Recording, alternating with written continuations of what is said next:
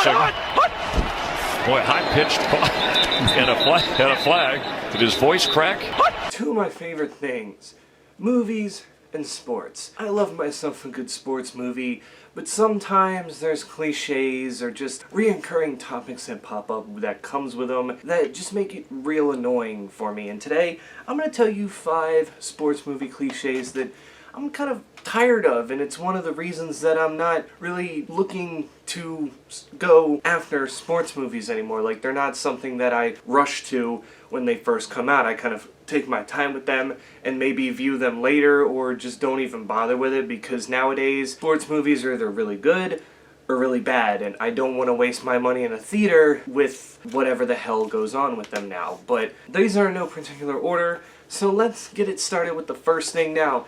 Before I mention this, I'm going to talk about religion, but I'm not hating on the religion. And that is, again, basically that there's just too much religious things that go on in a lot of these sports movies, mainly based off of Christianity. It's something that you look at it, and a lot of sports athletes, especially here in America, are very Christian and they're very religious, and some very open about it. You know, that is fine, that doesn't bother me, but with these movies, it kind of like pushes it down your throat. Not necessarily the religion itself, but these movies, especially these dramas of these sports movies that come out, they're like, oh yeah, God. It's like every sentence is about God and Jesus, and it's just like, can we just not do that? Like, it's just like, I don't know, it gets old to me at some point in time. Again, that's not me bashing Christianity or whatever. I'm not a religious person, but I can respect someone who is. It's just, again, I get tired of hearing about it, and it gets pushed down or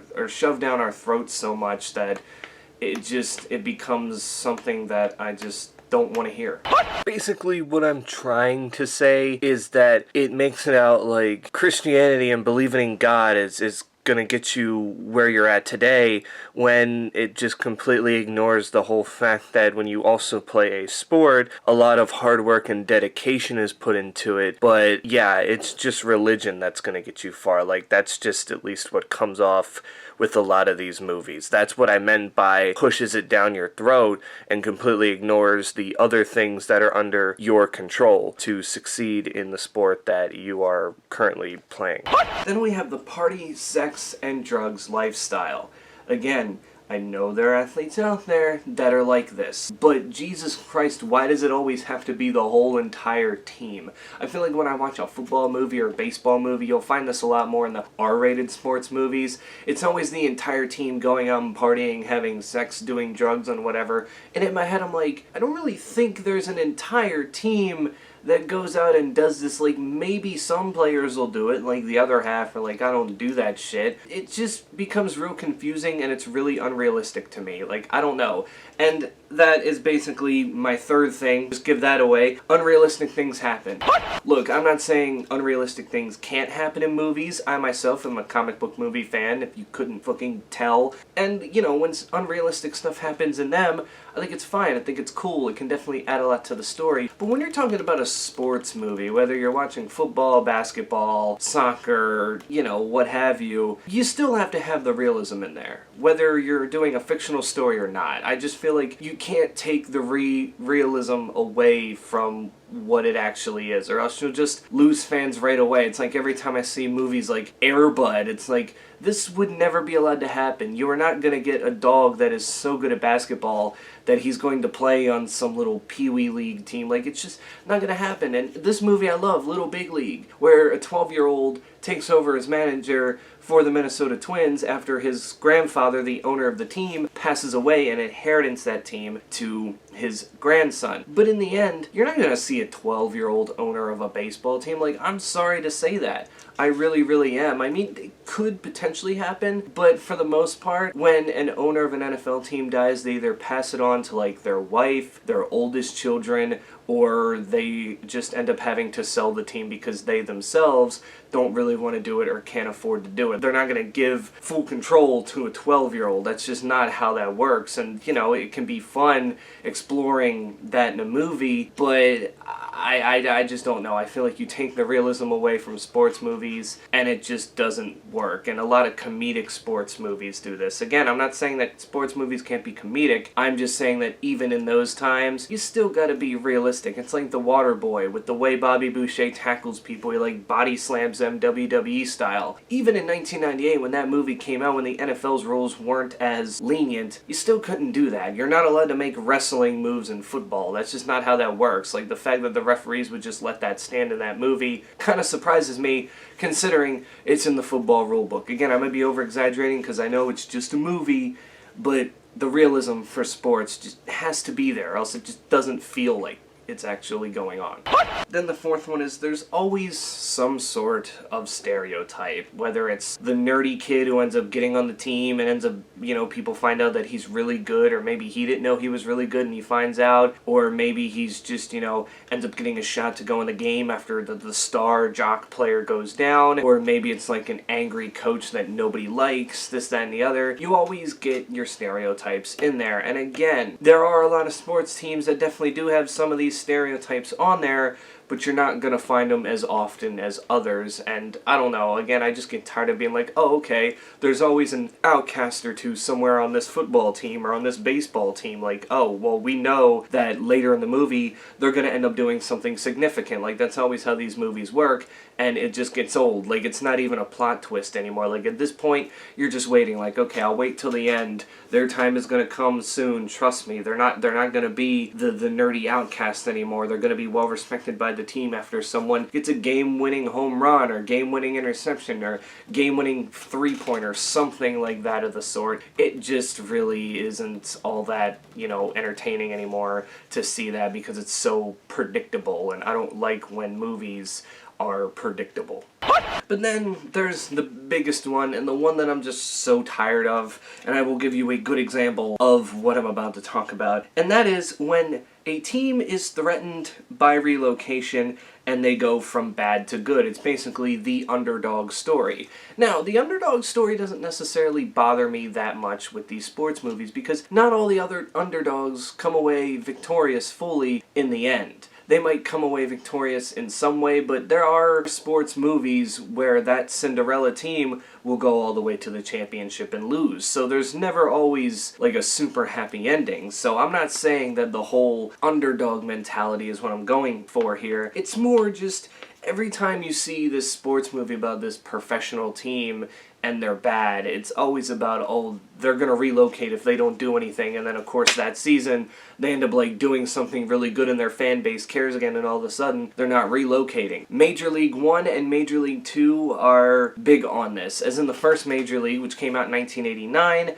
you find the Cleveland Indians, who are led by this snarky female owner who doesn't like being in Cleveland. She wants to move the team to Miami, so she basically trades away and releases all the good players, and they pick up players off the street who are these outcasts. And of course, they start off bad, and she's thinking, oh yes, I'm going to be able to relocate my team to Miami just like I want to. But then all of a sudden they start going against her, and they start winning games, and winning, and then all of a sudden, even after she tries to, get in the team's head and make them lose again, they still somehow overcome, and they go from a team of outcasts to a team of superstars that actually make the playoffs. And then in the second movie, it's basically the exact same goddamn thing. It's the same team being threatened with the same thing. I guess the only difference is the plot for some of the players, as Charlie Sheen's Rick Vaughn is trying to, find his superstar status again, as now he's not the aggressive douchebag that he was when he came to the league. He's more, settled down. He's just, he doesn't have that Wild Thing persona anymore. Then you got Willie Mays Hayes, who is more known for his speed and base running and defensive play, and he tries to hit a lot more home runs, then it's leading him into a slump that just makes him hit continuous fly balls that do nothing. And Pedro Serrano, well, he is just sometimes too soft, and that gets in his head sometimes, forcing him into slumps, and he's got to learn that, hey, it's cool to be a nice guy, but sometimes on the field, you just have to let it go. And then, of course, you got, oh, well, there's the really old player who's about to retire. He has to take over as manager now because the manager is sick, and now this guy is now the manager as opposed to playing on the team. It's just that there's that, but the story with the team is the exact same thing. The owner still wants to move them to Miami, so she kind of keeps the players that are on the decline, releases the ones that are on the up and up, which is weird because they end up signing a superstar player at the beginning of this movie,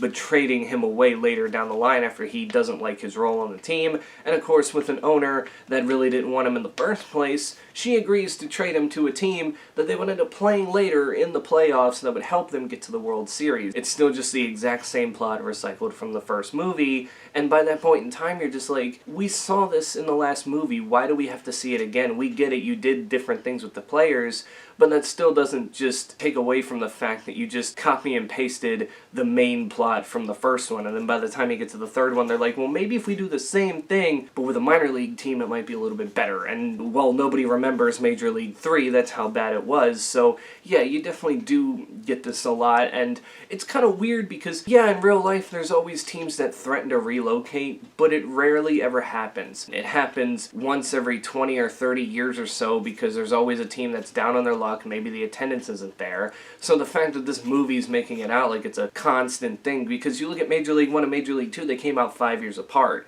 So you mean to tell me that she just kind of accepted the winning for 5 years and then went back to her old ways when she really could have just did the same exact thing she did a year after they made the playoffs? She could have just gutted the team, left them with no cap to work with, and just said, here, these are the players who are going to go out there, and you're going to suck, and we're going to move to Miami. There's kind of just that big plot hole in there, and for me, the team threatened by relocation thing in these sports movies is getting really, really old, and it's really unoriginal at this point. So that's basically 5 sport movie stereotypes that I'm kind of tired of. I know people will say, well, a lot of these sports movies kind of rely on those. I get it. I understand. But these cliches, to me, it's like you can do so much with a sports movie, and yet you just keep beating the dead horse every time. That's why I kind of do enjoy these sport biography movies, because I feel like there's more to offer. Because every one of these athletes that this movie is talking about always have a different story in some sort of way. Like, I just watched American Underdog, the Kurt Warner story, and I actually enjoyed it because it was something different, you know, and the fact that it was based on real events meant that they had to keep it realistic in some way because this is a true story here. But a lot of these sports movies that try to do their own thing always recycle off of one another, and it gets annoying. And there's also that thing of, well, a lot of movies recycle off of one another. I get it, there's inspirations that happen. Even all these comic book movies, you know, relay off of each other sometimes, but at least they have their own unique ideas attached to it. Whereas these sports movies, they just look at this movie and go, what did they do well here? Okay, well, we'll do that again. We're not going to really change anything other than the characters and maybe the team and maybe the sport, but we're just going to do what that movie did and see if we can do it better, you know? And it just gets real repetitive, real annoying, and real boring. And that's my main thoughts on it overall. I like sports movies, but I am tired of seeing the same old shit over and over and over again. So that's it for me. You can tell me in the comments below, what do you think? What do sports movies do that you just absolutely don't necessarily like about it? Like, is there something that they're repetitive towards? Is there always this point they're trying to get across that maybe you're just tired of hearing? Or maybe sports movies just aren't your thing, and maybe you just don't understand sports. Maybe you've never seen a sports movie in your life, which is actually pretty hard because there are some sports movies for non-sports fans that you probably have seen, so I don't know, but yeah, that's it for me. Stay safe out there, wear your mask, get vaccinated, and I will catch you all in the next one. Derek Johnson, the all-time leading tackler in the history of the Chiefs, with a touchdown for Kansas City!